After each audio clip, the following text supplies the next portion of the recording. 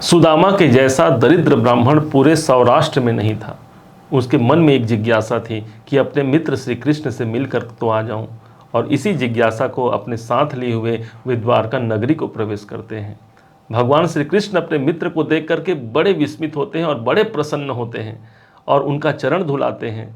और जैसे ही उनके मस्तक को देखते हैं, मस्तक में तो ये क्या दुर्भाग्य लिखा हुआ है। भगवान श्री कृष्ण ने चंदन लगाने के बहाने उनके मस्तक पर हाथ फेरा और उसी समय मानो भगवान श्री कृष्ण ने उनके सारे के सारे दुर्भाग्य को फेंक दिया हो, और उसी समय इस सुदामा के जीवन में सौभाग्य की वृद्धि हो गई। ठीक इसी प्रकार से आज 2024 का आगमन हो गया है, जहां पर आपके सौभाग्य की वृद्धि होने वाली है। ये जानते हुए, ये समझते हुए आप इस कार्यक्रम को पूरा देखिएगा। एक ऐतिहासिक क्षण हो सकता है सन 2024 आपके लिए, एक ऐसा वर्ष हो सकता है जो शायद आपको बहुत उपलब्धियों से आपको अग्रसित करा जाए। कारण इसका एक नहीं, दो कारण होगा, क्योंकि इसी समय पर, इसी साल 2024 में देवगुरु बृहस्पति, जो कि भाग्य के कारक माने जाते हैं, यही देवगुरु बृहस्पति अपना गोचर परिवर्तन भी करेंगे, और साथ ही साथ यही देवगुरु बृहस्पति आपकी भाग्य की जागृति को करेंगे।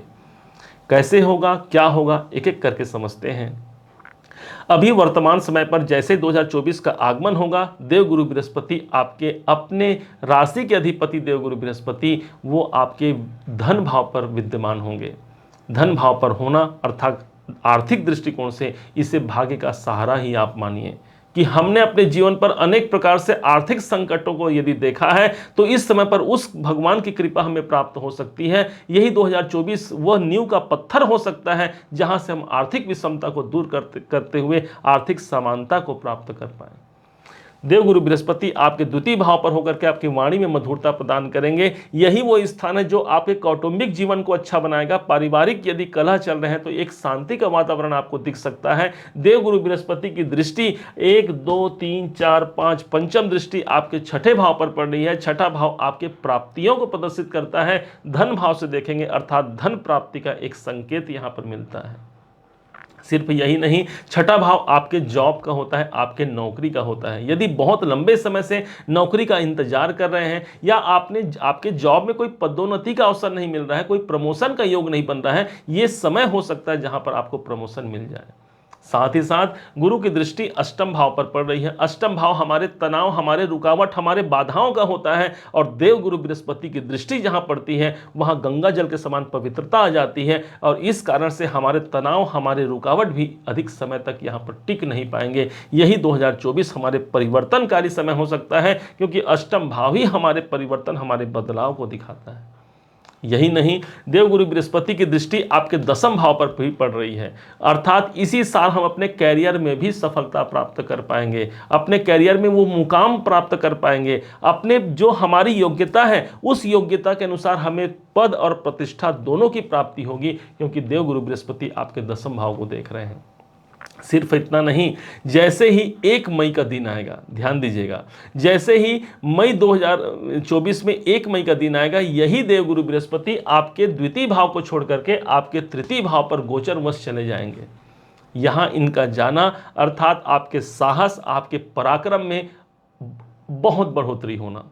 गुरु का कौन है, तो गुरु एक सात्विक ग्रह है, एक ऐसे ग्रह हैं जिस भाव पर होते हैं उस भाव को विस्तार प्रदान करते हैं, बड़ा बनाते हैं। तो बड़ा किसे बना दिए, आपके साहस को बड़ा बना दिए। कहीं पर किसी स्थिति ऐसी होती थी कि हमें वहां कॉन्फिडेंस नहीं हो पाता था, हाँ, देवगुरु बृहस्पति आपके साथ खड़े हुए हैं।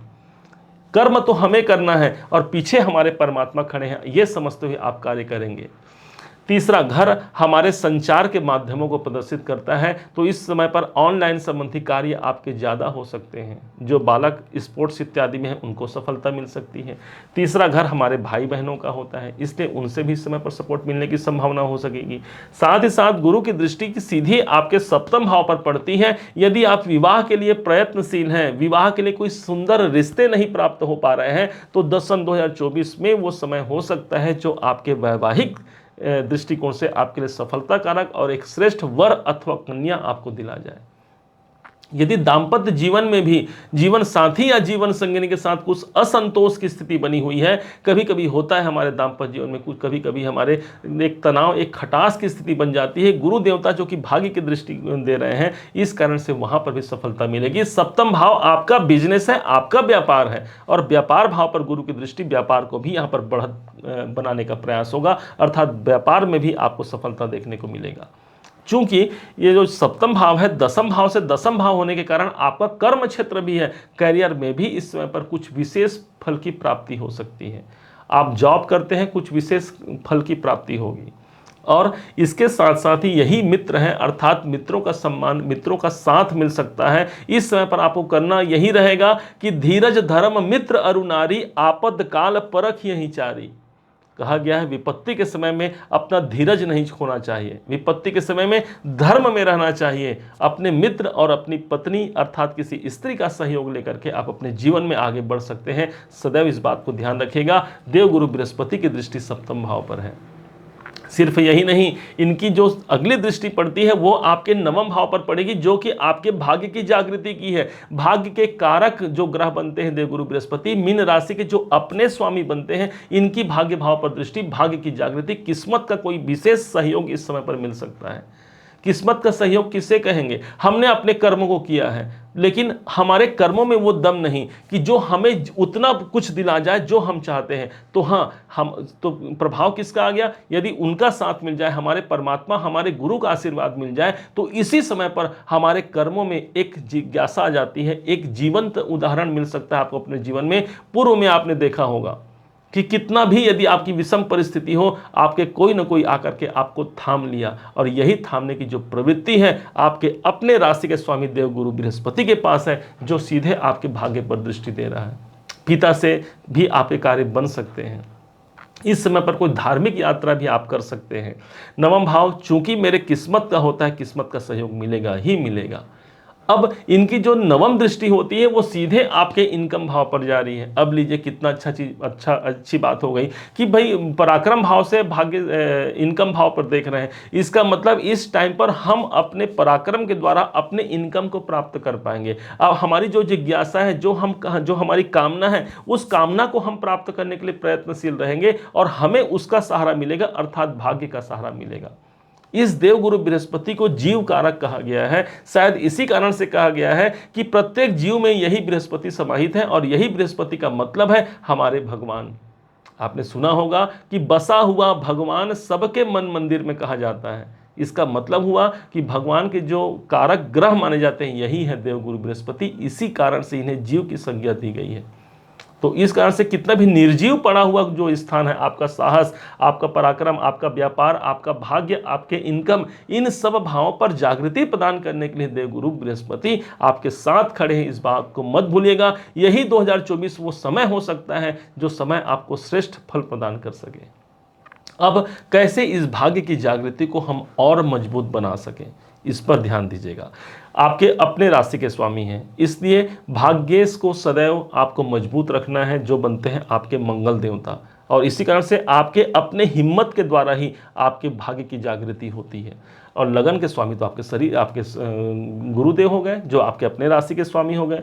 इस समय पर आपको ध्यान देना है, कोई धार्मिक कार्य आपको करना है। यदि कहीं पर दान आप कर सकते हैं, भगवान ने यदि आपको सामर्थ्यता प्रदान किया है, तो दान देने से हमेशा हमारे धन की वृद्धि होती है। इस बात को मत भूलिएगा। जो भी हमारे पास धन है, यदि उसमें से कुछ निकाल करके हम दान पुण्य करते हैं, बेसहाराओं का सहारा बनते हैं, किसी बेबस को यदि हम उनके कार्य के लिए कुछ कर पाते हैं, ये हमारा सौभाग्य ही है, समझिए। और भगवान ने जिस प्रकार से सुदामा के भार से उनके दुर्भाग्य को निकाल करके सौभाग्य की वृद्धि कर दी थी, और यही सौभाग्य हमें 2024 में मिल पाएगा, ये आप समझिएगा।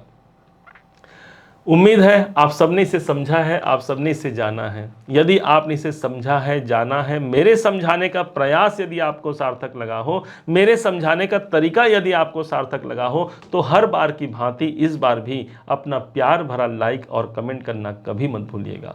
और हाँ, यदि अभी तक आपने चैनल को सब्सक्राइब नहीं किया है, सब्सक्राइब भी कीजिएगा। पुनः एक बार फिर आप सभी का दिवस बहुत मंगलमय हो, इन्हीं शुभकामनाओं के साथ। जय श्री कृष्ण।